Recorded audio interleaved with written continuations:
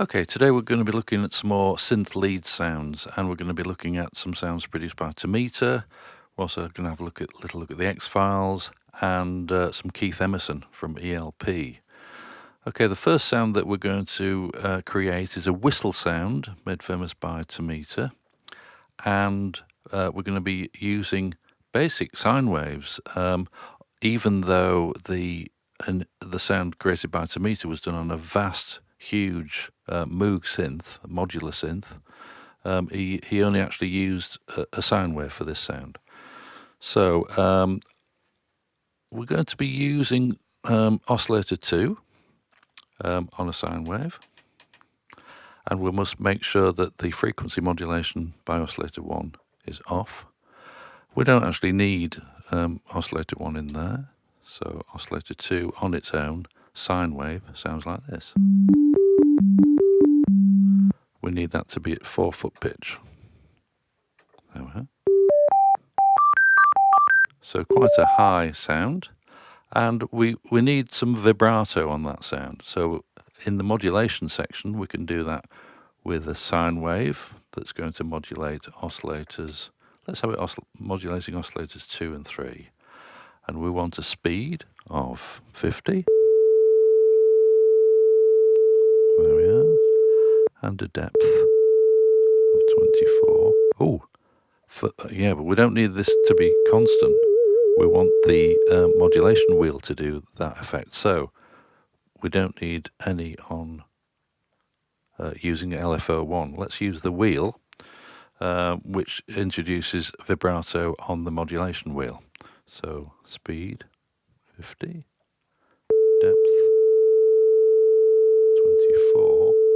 Now we won't be able to hear any of this modulation depth until we move the modulation wheel up, and we can hear that modulating there.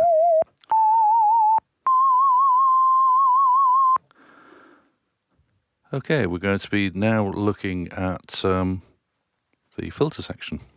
Okay, so here's the bit of that sound. There we are. Now, because we only need a monophonic sound, we don't need to play chords on it. We'll press the mono switch. That means if we do press a chord, only one note will come out. We also want a glide between the notes, and that's easiest to demonstrate rather than to explain. So if I play a low note down here and play a high note, it goes straight from one to the other. With the glide, at about 36, it will gradually, fairly quickly actually, go from one note to the other. If we have a longer glide time, it will go up like that, and then introduce vibrato by simply pressing on the note or using the modulation wheel. Okay, let's put the glide back to 36.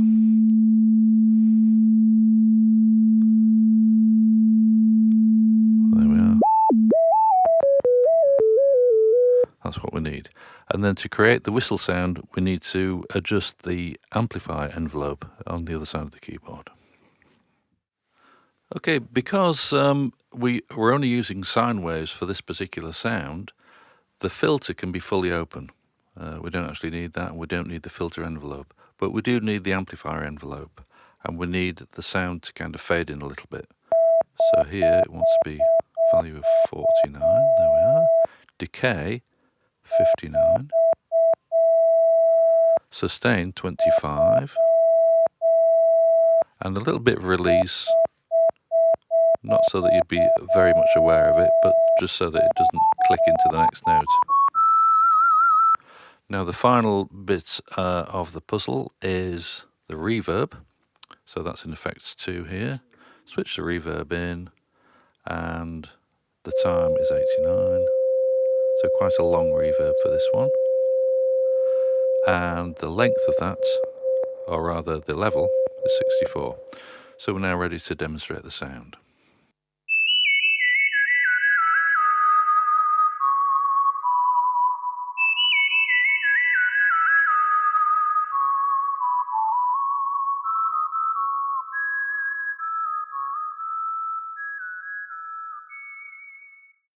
Okay, for a bit of added authenticity, we could introduce a little pitch rise in the oscillator so that it produces much more of a kind of sound.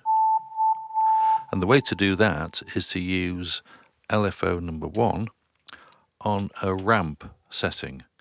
Now, some synthesizers have a dedicated envelope that they can use for pitch, so the pitch would follow the rise in the envelope, the decay, the sustain, and the release, but the ramp will actually do the same job. So to apply that, we need a setting of the speed to be 85. In fact, let's do the depth first. Depth 24. And you can hear it slowly rising in pitch. Okay, we need that speed to be 85. There we are. And that produces a much better whistly sound. But of course, we're a semitone higher now, so we need to adjust oscillator number 2 to -1. There we are.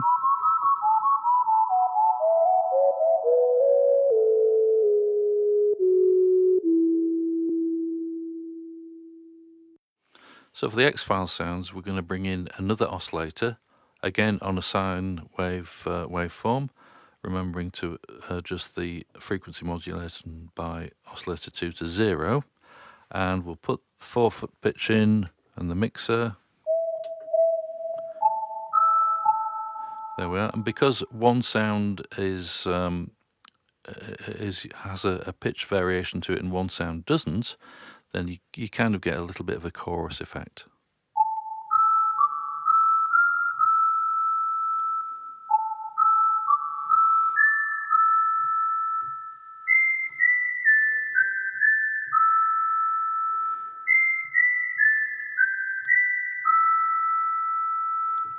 There we are.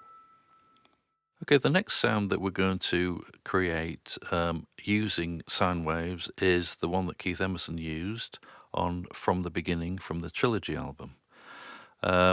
Oscillator 1, sine wave, 16 foot. Let's hear that. Nothing. Mixer.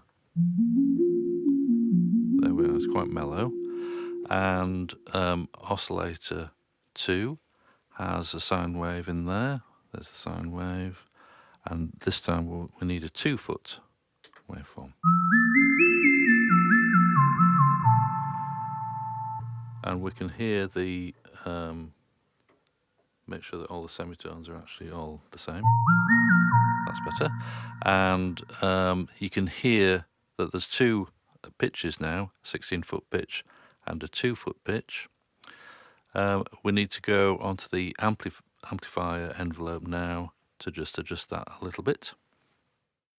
Okay, again, because we're using sine waves, we don't need to bother with the filter because it's a pure sound. We can't filter very much out at all.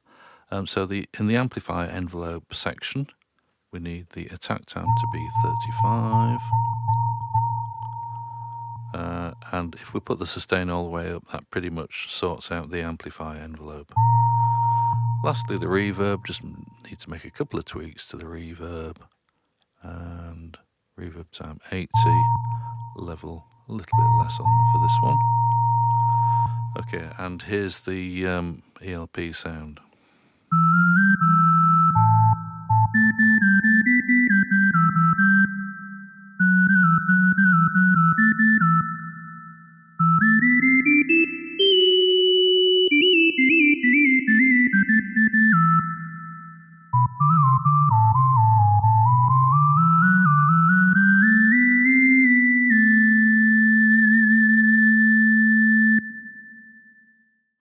Okay, you may remember in segment number 8 we did some lead sounds, some sort of guitar-y, synthy lead sounds, and we left it with this kind of sound here.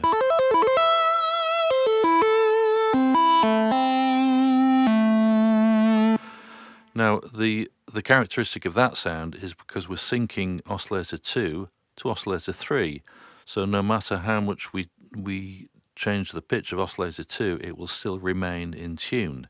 I'm going to take out oscillators 3 and 1 and leave us with oscillator 2 and just twiddle with the detune. So that's a very small incremental detune. Let's do the semitone one and see what difference that makes.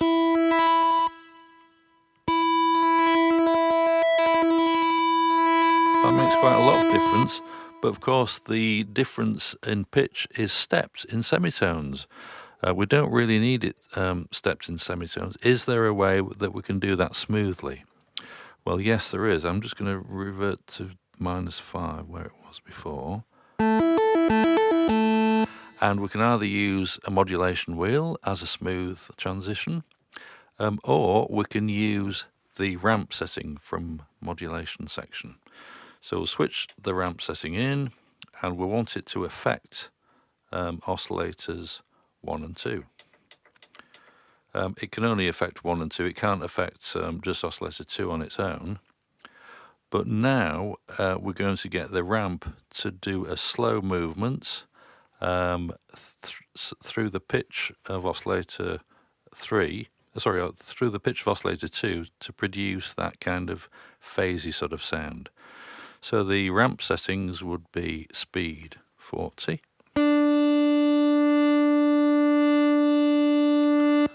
depth 40,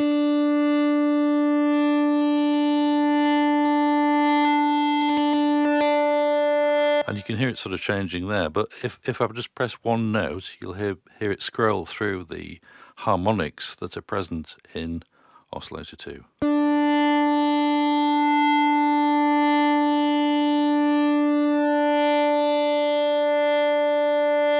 There we are, and the final resting position is set with this knob here, the semitone knob here, but we need that to be -5.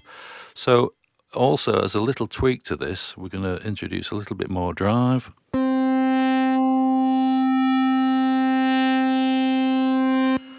And we're going to use effect number 2 to provide a delay.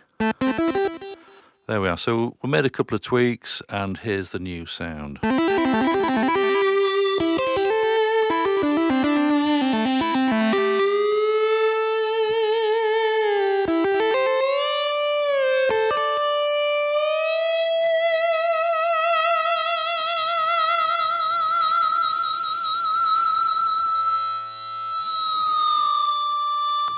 And that's the sort of screaming sound that you'd associate with syncing the oscillators together.